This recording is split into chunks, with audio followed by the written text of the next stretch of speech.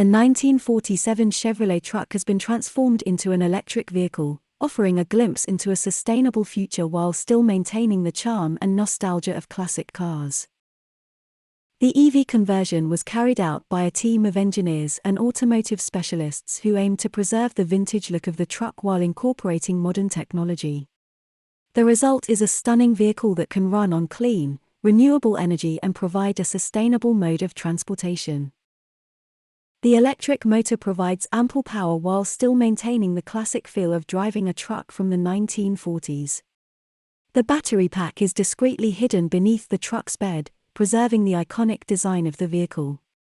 The charging port is also hidden, ensuring the classic appearance is not compromised. This EV conversion serves as a reminder of the limitless possibilities when it comes to sustainable transportation. By taking a classic vehicle and converting it into an EV, the team has shown that sustainability and nostalgia can coexist. What do you think of this development?